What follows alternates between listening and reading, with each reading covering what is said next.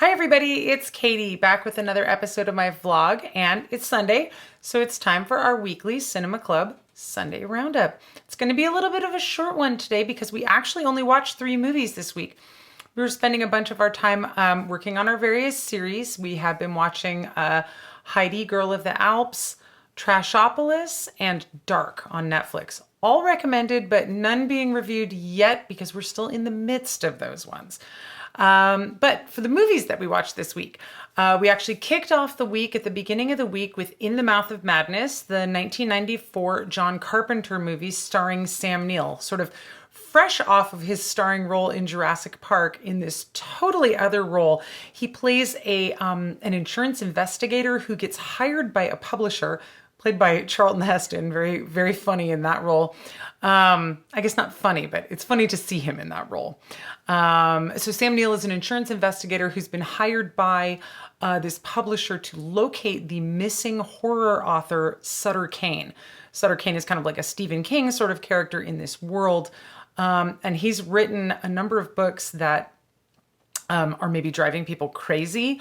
And he has a new book that he's just completed, which the publisher is very interested in putting out, but they can't find the author, Sutter Kane, and they can't find the book.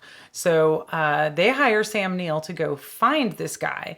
And he goes, he reads a bunch of the books and he figures out that the fictional town in this guy's books actually exists somewhere. And so he goes off looking for this fictional town, and he goes on a road trip with a female companion who works for the publisher, who's supposed to help him find the author. And so the two of them go on this trip to this fictional town, and it's very spooky and haunted on the way there. The female character, I can't remember her name. She's the editor of Sutter Kane's books. She sees all this crazy stuff while she's driving the car. She thinks she's going nuts. She goes through this tunnel, and suddenly it's daytime, and they're in this fictional town that is just populated with the characters and themes and things from Sutter Kane's novels. So this movie fits in really well with my whole thing of the multi-layered storytelling and which level of the story are you at. So here we have, obviously a movie which is fictional, about characters looking for an author who's written a fictional world, but the fictional world is becoming the real world inside of the movie. And it just gets kind of crazier from there. It has some very Lovecraftian elements. It has some great John Carpenter elements. Great performance by Sam Neill in his role. Everyone in the movie does great, but he's really fantastic. At one point, he does catch up with Sutter Kane and finds him, and the editor lady gets exposed to Sutter Kane's latest book, and she's driven mad by just reading the book. The sequences where they show people going crazy from being exposed to the book are pretty cool. It's like rapid fire, very quick edited together dream sequence type of stuff. It can feel a little confusing and disorienting, but I think that's the intention because it's supposed to be showing somebody going crazy. I feel like this movie didn't have the best reception out of John Carpenter's catalog, if you will. It's one that it seems like a lot of people missed. He was so huge in the late 70s and through the 80s. And then he's had kind of a resurgence now in the 21st century, but I think his 90s work gets kind of overlooked sometimes. So totally recommended if you enjoy John Carpenter films. Totally recommended if you like Lovecraftian type stories. It's not directly based on any of Lovecraft's work, but it's very heavy with those themes. And there's a lot of stuff that's like little twisty homages to his work. It was totally fun, really interesting horror movie. A lot of sort of surprising elements that really grabbed my attention. I don't want to say what, of course, because I don't want to ruin any surprises. But In the Mouth of Madness, definitely check that one out if anything that I just described appeals to you. The next movie we watched this week was the capper for the Dollars trilogy. As you guys know, on Western Wednesdays, we've been working our way through Sergio Leone's spaghetti westerns. And so we finally got to watch The Good, the Bad, and the Ugly this week. It is a 3-hour movie, so we split it into 2 parts and watched it over the course of 2 nights. It was the second time seeing it for the kids, but the last time they saw it was years ago, and so they really didn't remember it at all. And it was really fun to watch it with them this time because they had this vague memory of certain parts. And of course, everyone remembers the ending of the movie, but most of the movie they hadn't remembered really at all. And so it was kind of like a fresh take for them.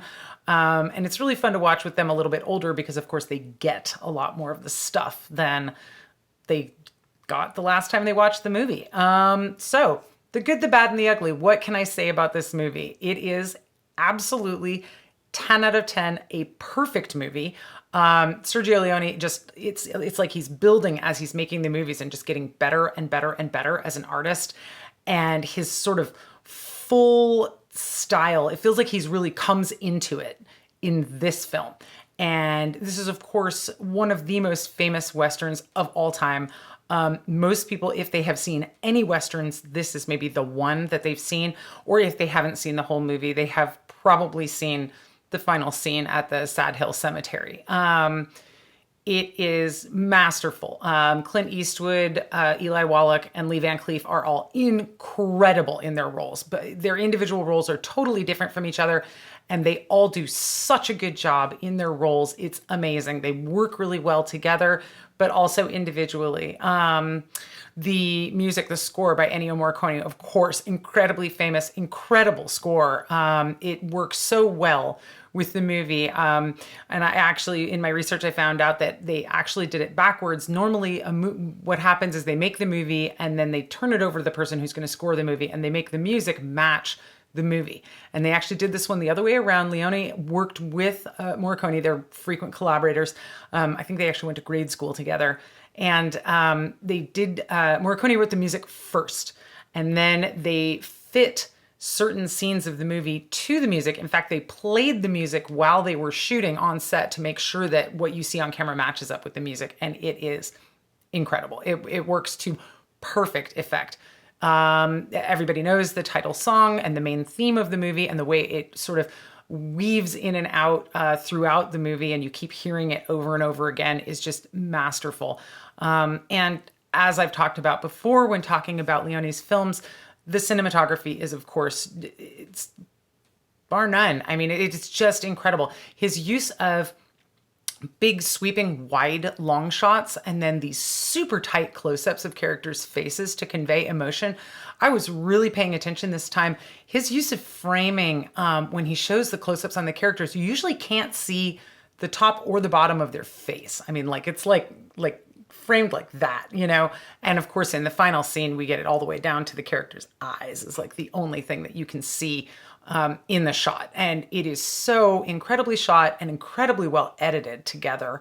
And just incredibly done. This is another one of those movies where I could just go on forever talking about how much I love it. And I'm not going to. I'm going to spare you guys. But I am going to say it is required viewing. This is a movie you cannot miss. If you've never seen The Good, the Bad, and the Ugly, you owe it to yourself. Watch it with no distractions. Break it up into 2 nights if you need to, because like I said, it is a long one. But every scene is important. Sean and I were talking about this afterwards. It's kind of funny. It's set against, it's a Western, but it's set against the backdrop of the Civil War, and specifically the New Mexico campaign of 1862. And so there's a lot of stuff with both the Union and Confederate armies, and they play into the plot in a pretty important way, in a lot of different ways. And sometimes when I watch the movie, the Civil War stuff feels a little bit like a distraction from the main story about these 3 gunslingers who are all looking for the buried treasure. But it felt really important this time, and there's no way I would cut any of those scenes out. Some of them feel a little awkward at times, but as a whole, it really plays well with the whole structure of the movie, and it really, especially the final, I guess not final, penultimate scene, where Tuco and Blondie wind up encountering the battle between the Union and Confederate forces near the river with the bridge.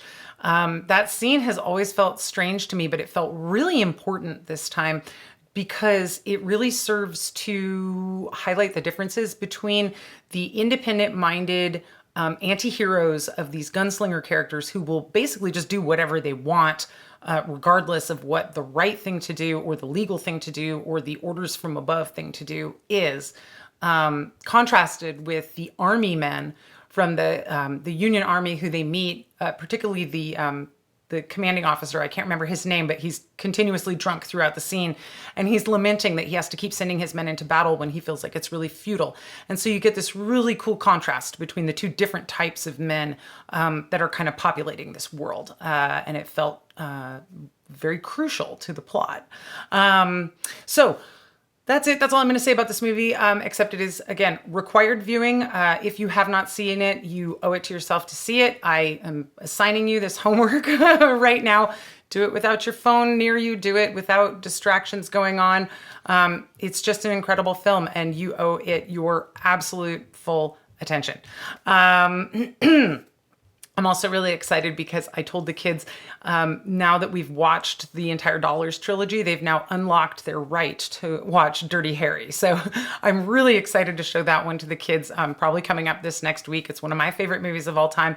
I grew up in the Bay Area. It always makes me nostalgic for the old Bay Area, the old rock quarry that they drive past, all that.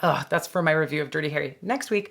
But I was saying to Sean this week, I realized between the Man with No Name character from the spaghetti westerns and then the Dirty Harry character, I think, I loathe the word favorite, but I think Clint Eastwood is my favorite gunslinger. Between those two different characters that he's played in very different movies, gotta love him. He's pretty great.